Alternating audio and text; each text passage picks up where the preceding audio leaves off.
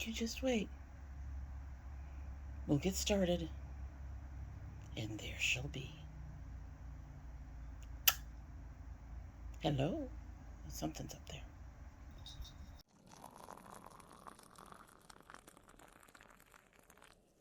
All right, so it has been, probably by the time you see this, at least a week since Helene, but obviously we are fine. We made it in one piece. It was actually pretty anticlimactic for us to a degree, honestly.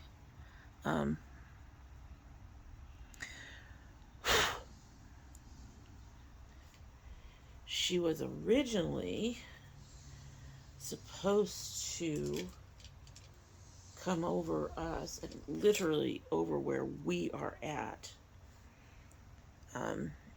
as a Cat 1. The center was supposed to be right over our house, and that's not what happened. Sometime before it was supposed to reach us,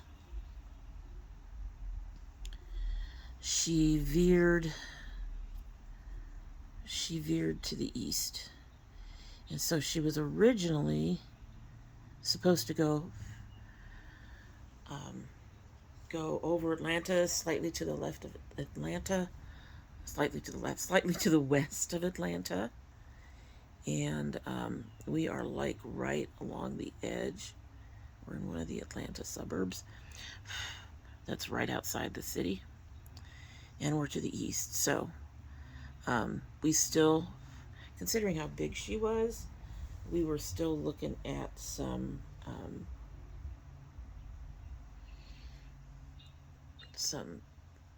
issues with all of that, with the eye itself. And sometime before she reached us, she veered east, and the center of the storm missed us by about 80 miles.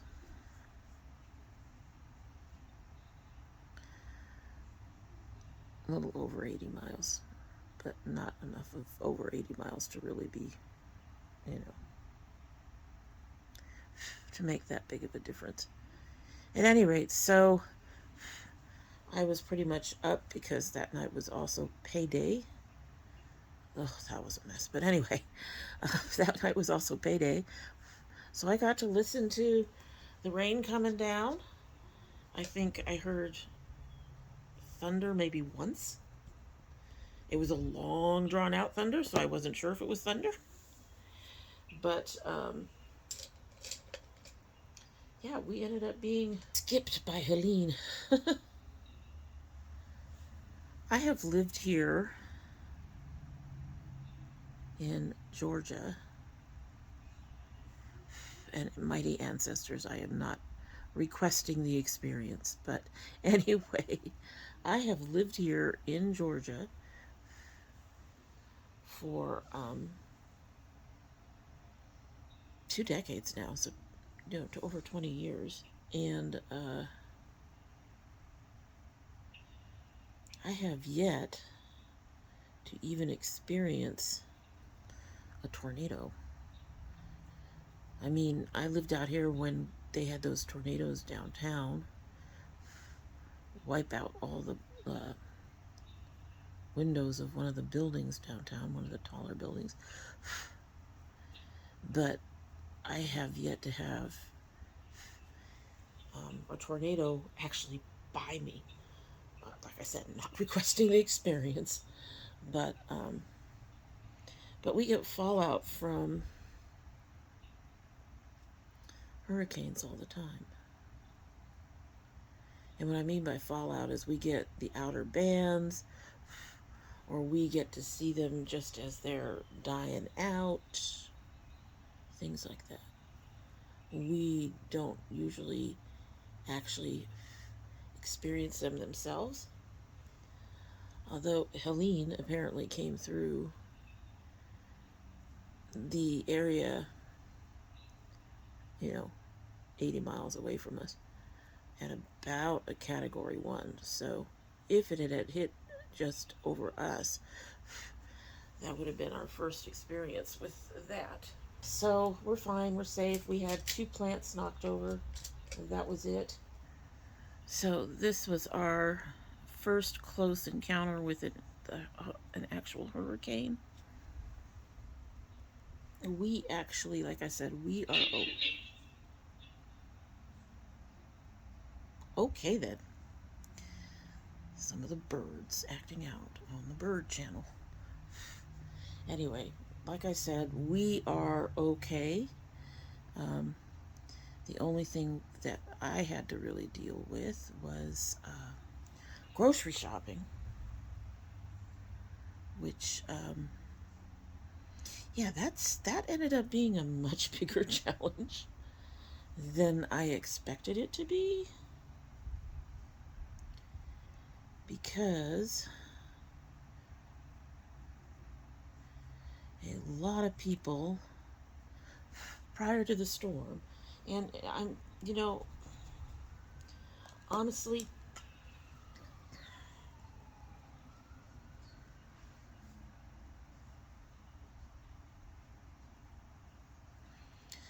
honestly, Atlanta tends to um, mm, overreact slightly to the weather, because like went all crazy about this hurricane, and I can understand why. If it hit where it was supposed to, I think I'd be a little less um, calm about it, because I've seen and heard the damage that it's supposed to have. But, and I try to keep in mind that also Georgia isn't, certain areas of Georgia aren't used to things like snow and stuff like that. You'd think um, they'd be used to heavy rains, and we get heavy rains all the time. I mean, not hurricane winds with those heavy rains, but heavy rains all the time. But anyway, people just, I understand why they kind of were freaking out a bit. We had an inch of snow one year, and I understand that they don't get snow, but everything shut down. I mean, literally, everything shut down. It's just like, it's just snow? But that's coming from a person who was raised in snow. I mean, literally, I lived in Ohio where I got snow, and when we moved to California, I ended up living in the mountains where we got 6 feet of snow at a time. So we didn't experience much really. We had 2 tomato plants knocked over. My son went out and picked them up. And then lots of rain, and not not a whole bunch of much else. It passed us at 8 o'clock in the morning. I had finally gone to sleep by that time. Of course, then I woke up at 8:30. I'm telling you, I think the worst thing for me about all that was I didn't get a lot of sleep.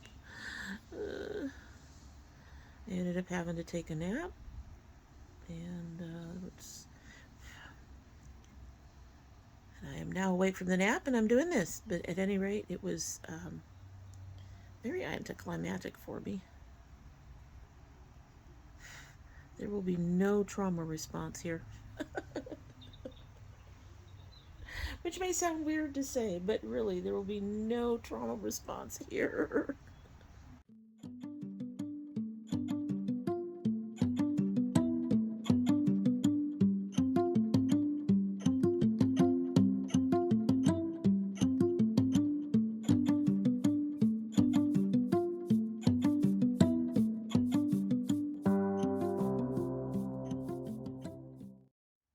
Now, the aftermath of the storm was a bit interesting because, like I said, I was up waiting on paychecks, and I always do that. I'm always up until about 5:30 on payday, which is every other Friday. So I stay up on Thursday night. Oh, that's the other thing, but I'll get to that in a minute. So I stay up until on Thursday night, and then I get everything paid, and I make sure that my husband has his money for gas and stuff, and then I go to bed. But basically, the whole point of that is to make sure that certain bills are paid. That's why I stay up that late. So yeah, I had to do grocery shopping, and I was trying to do the order.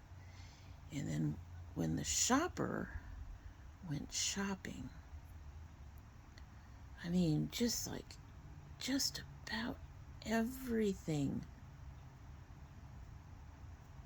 was difficult. I kept getting notices. Oh, all this bread that you want. Bread that I normally buy every week. I wasn't trying to buy extra. I was just trying to buy what we normally buy every week. And she was like, all this bread that you want, there isn't any. So I had to pick out new bread, which was more expensive.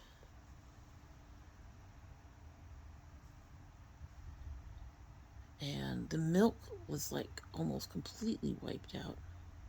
And again, I had to pick out milk that was more expensive. Like I said, I get the panic. This was going to be a category 1. I don't know if in the time I've been here, we've had a category 1 hit inland. But damn.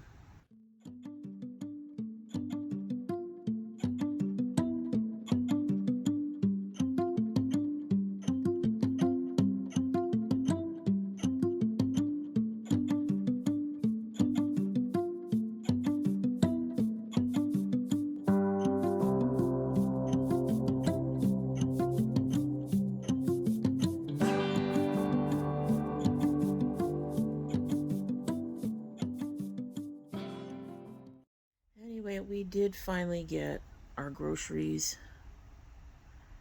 Like I said, I honestly wouldn't have done that if it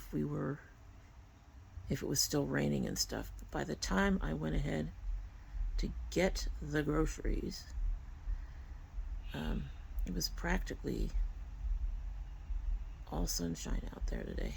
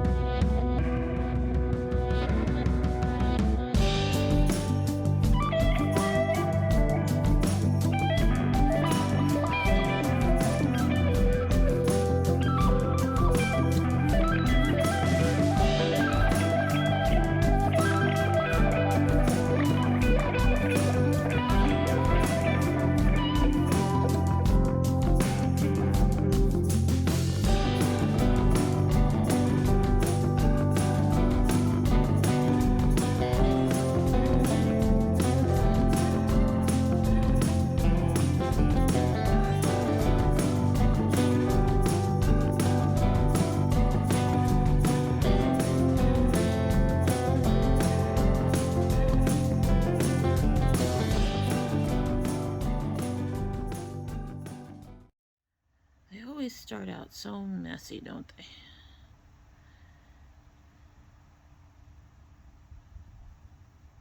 They really do.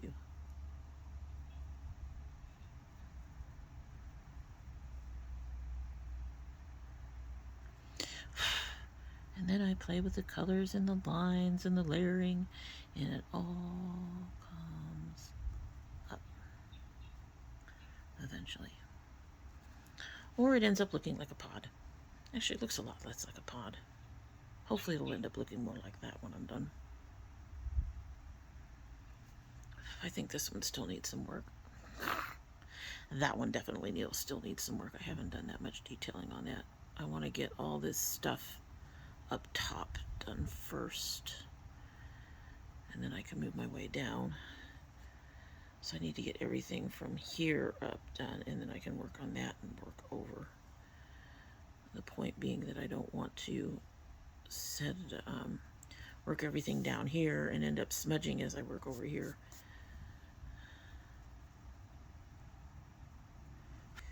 These particular brushes ended up a lot softer than I realized they would be, and they end up being a little bit harder to work with.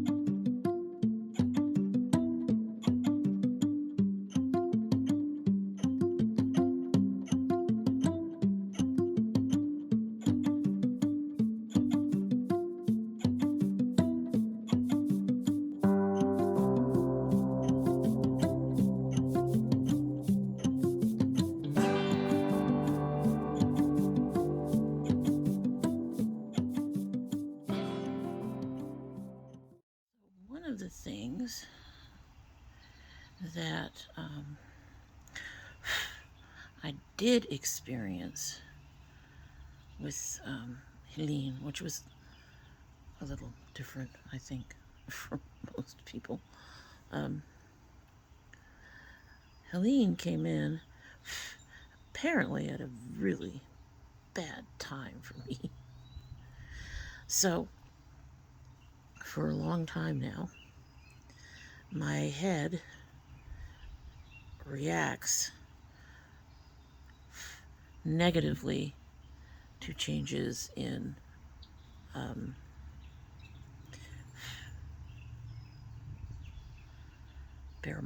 barometric pressure. So when storms come in, I feel it in ways that are unpleasant. Yes, we're going to be working on a lot of green.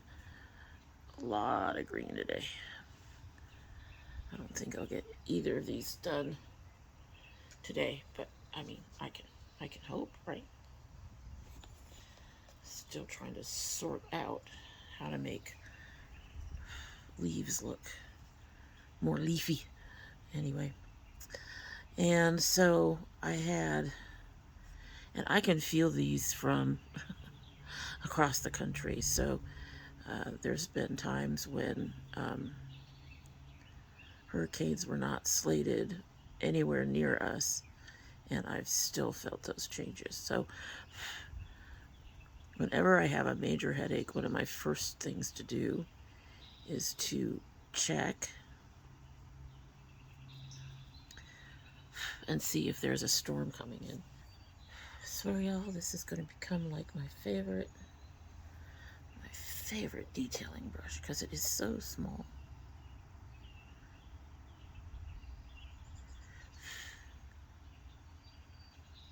Anyway, as I was saying, so yeah, I can feel like when a hurricane is hitting, Texas. I'm in Georgia. So my first check, anytime I'm getting a massive, massive headache that doesn't seem to be related particularly to anything else, I check to see what's going on with the weather. I do that all the time. And so, yeah. So, I was getting this ugly headache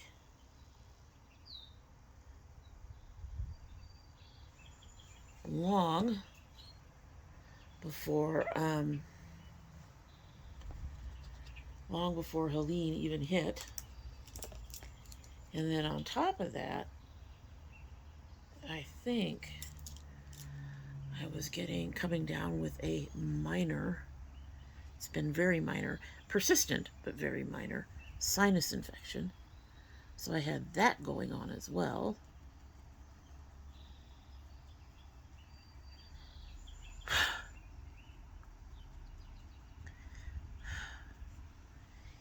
And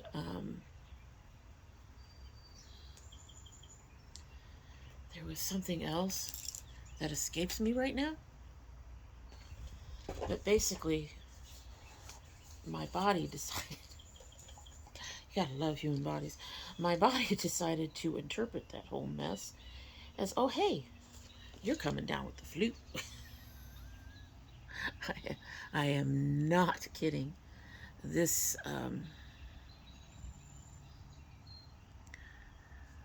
I ended up feeling so sick from this supposed feeling like I had the flu when what I had was this other stuff going on. I don't know if that's even worth it. So in addition to all the usual, issues with the storm, I was feeling sick the whole time. I was feeling so sick, folks. It was bizarre and unpleasant. But I mean, I didn't have the flu. I don't have the flu. I've been having a lot of other kinds of problems. but I'm not sick. It just was, so it was just how my body was trying to translate these issues I was having all at once. You're going to feel like you have the flu. So I got to spend most of the time, even though we didn't have much going on in terms of,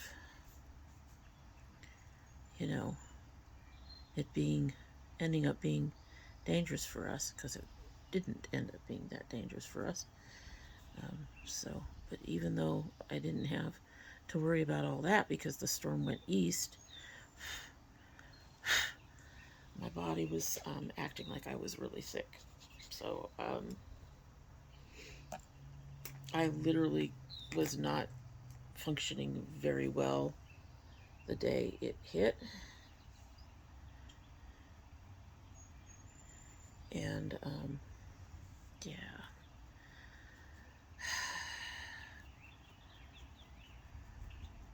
I ended up spending most of that day in bed.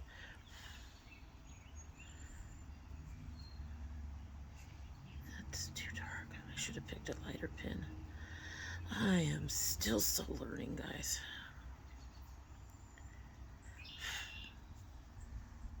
So, and the thing, once the pen's down, it's much harder. You do want to cover it up some.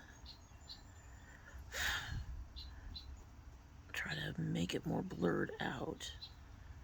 More, veining in leaves isn't necessarily, hi, I'm a vein, I'm right here. It's really bold. Some leaves have it really bold, but these leaves don't. They have to have the veining.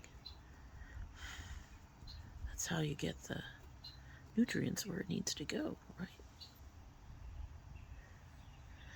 I will say, though, because of my personal experience, and I know for some people the experience is quite different. I know that people in Georgia have more experience with, the tornadoes and hurricanes and all of that. They have a healthy respect and fear for it. For most of them, that's like their biggest fear. And I get it. I do. I get it. Honestly, I get it. But that isn't that isn't my fear. My biggest fear in terms of natural disasters, because I came from California, and hurricanes and, to a lesser degree, tornadoes have warnings that you can keep an eye out for. I said to a lesser degree. Earthquakes, you don't get warnings. And I lived in California from the age of 13. My mom divorced my dad. She packed us up in a car with a few of our belongings and drove us out to California. So at the age of 13, I was started being out in California. And stayed there until, so I've been here about 19 years in Georgia, about 19 years now. Huck, where did the time go? No. Did I go out here in 2004 or 2014? I don't even fucking remember. Anyway, in that entire time, I've never experienced a tornado. And, I got to watch the tornado, see the damage that the tornado did to downtown Atlanta that one year some time ago. And I've seen the damage that tornadoes can do. But like I said, to some degree, with tornadoes and hurricanes, and tropical storms, you get a warning that they're coming. You don't get that with earthquakes? You really don't? I mean, I know that they're trying to come up with some sort of warning system. They haven't yet. So all of a sudden you'll feel the earth move under your feet. It's just, it is what it is, folks. And I've experienced a number of 5 and higher earthquakes, 5 point. I think, according to my ex, we've actually experienced, to some degree, some 7s. Mind you, we were probably on the outer edges of those 7s because I don't remember them doing much. And 7s can do a lot of freaking damage. They really can. But the one earthquake I remember most dramatically wasn't a 7. It was a 5 point something. Guys are going to hear noises in the background because I have my door open because a certain kitten was crying outside the door. Anyway. Hi, baby. Hi. Whoa. Okay, so you all might be in a slightly different position because Kat, I put her down next to me so she can get her attention. She's purring up a storm. Hi. She doesn't want to stay where I want to put her. I don't want to have her destroy my camera anymore. She's going to want to play with all the things. Yep, she's going after the brushes that I have sitting out for me to be able to get to. You moved everything around. You did. Okay, leave things alone, please. I know, that's hard to do. You gonna watch the birds? Okay, she's watching the bird channel. Hopefully she'll stay watching the bird channel. Anyway, as I was saying, the earthquake I remember the most was a 5-pointer. I'm not even sure. I think it was a 5.9, so it was pretty close to a 6, but I'm not positive about that. I think the actual strength of the earthquake is not something that has stuck with me in terms of my memory, but I definitely remember having to deal. At the time, my oldest was an infant, so we've just passed like the 37-year anniversary of this particular quake, and it's called the Whittier quake. And there's it was one of the first that I remember where there was a lot of damage, although I'm sure there were others that were a lot of damage, but you'll understand in a minute why this one stuck with me for so long. My oldest was still an infant. I mean, she was less than a year old. She wasn't sitting up on her own yet, so she was like 6 months old or something. We're talking baby. Baby. And at the time, in addition to caring for her, I was also caring, hi, sweetheart, caring for a neighbor's or a friend's child, I don't remember. A little bit older, but still not walking or anything.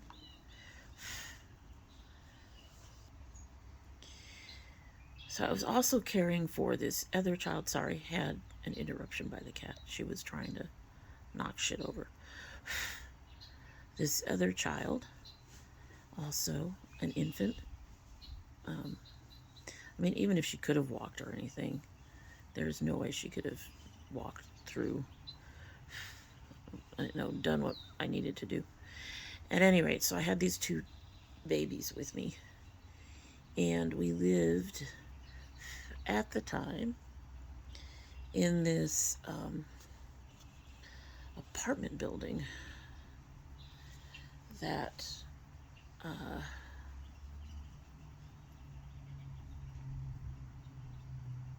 was the building itself was 3 stories. Our apartment was a 2-story townhome that took up the second and third floor, or apart. There was a bunch of them like this in this building. So ours was one of the townhome type apartments that started on the second floor of this building. And now I don't know how many of you come from earthquake country. So the thing about earthquakes, one of the things you're supposed to do is do your best to find a supported spot in your home. Supported spots are like doorways. You've got beams and stuff around you, so if your ceiling falls in, you have a better chance of being okay, surviving, so to speak. And unfortunately, when you're looking at a building like the one I was living in,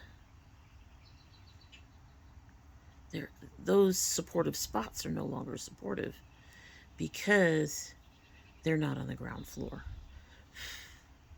They are, on the one hand, I mean, if the ceiling came down, they would still be protective that way. But because you're not on the ground floor,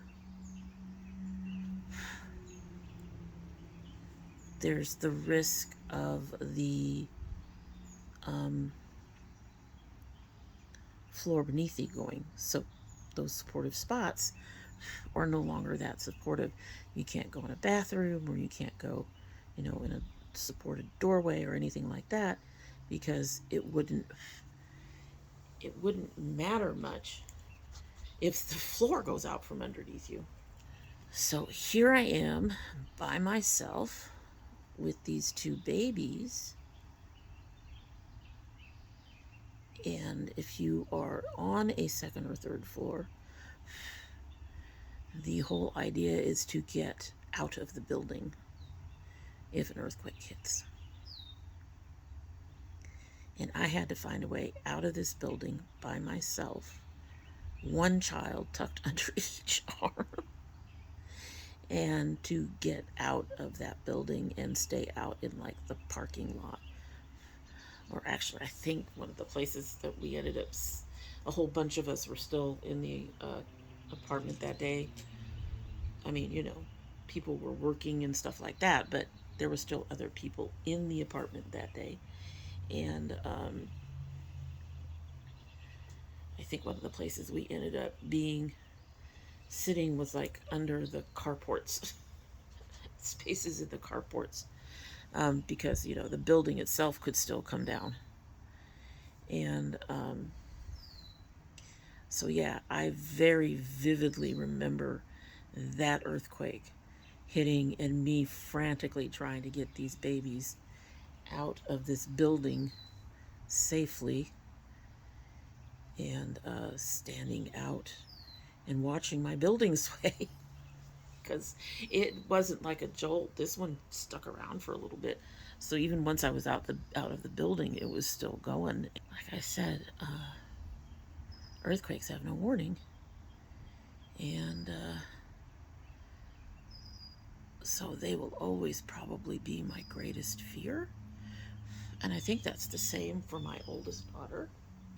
And I say that because when she was somewhere around 2 or 3, we were living in a different place.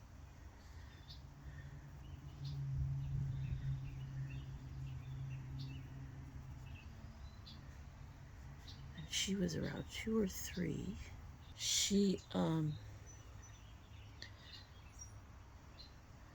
We were living in a much safer building. However,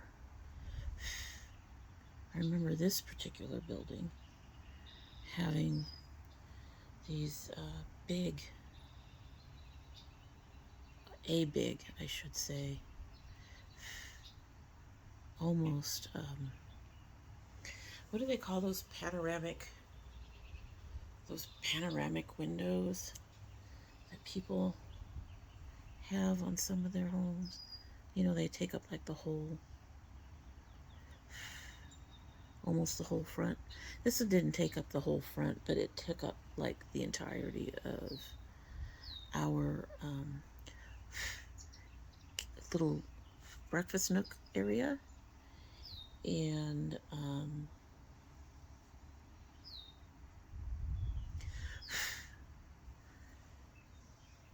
thinking there was another one right next to it.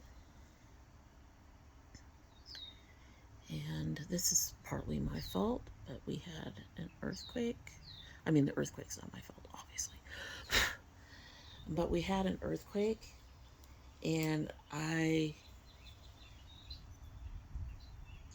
had to tell her to get under a desk that I had in there.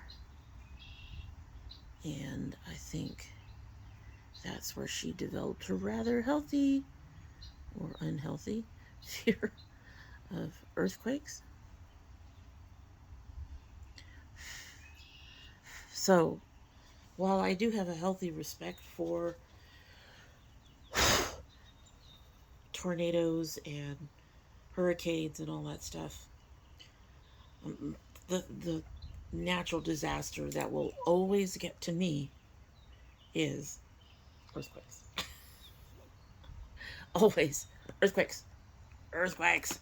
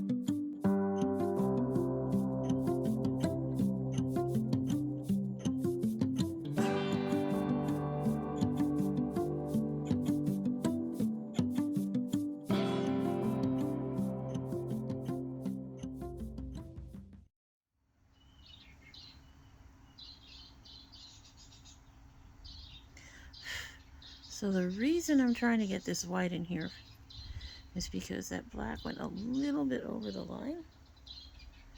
And there's not supposed to be anything back here. Well, I mean, technically there is, but for my picture, there isn't. I don't think I'm going to get it completely white back there. But hopefully I can lighten it enough that when I reinforce the lines around it, it'll be fine.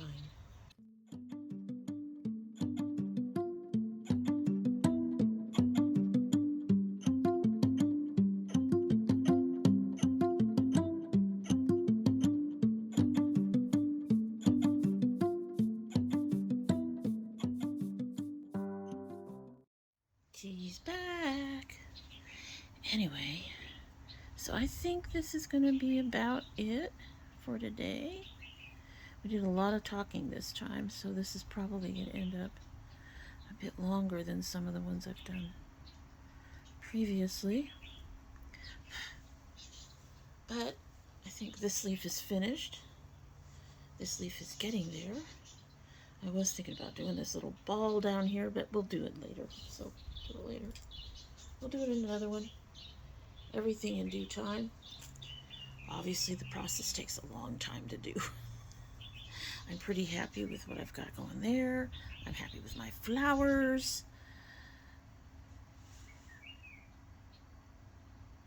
I'm happy with this leaf. There are issues with most of the other stuff, but you know what? I am not going to be too hard on it. I think it's pretty good for a third attempt and a second photo that I am determined to get done. Determined.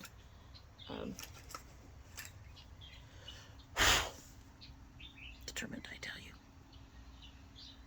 I'm enjoying this one much better than the Plumeria one. So I'm really looking forward to it being finished.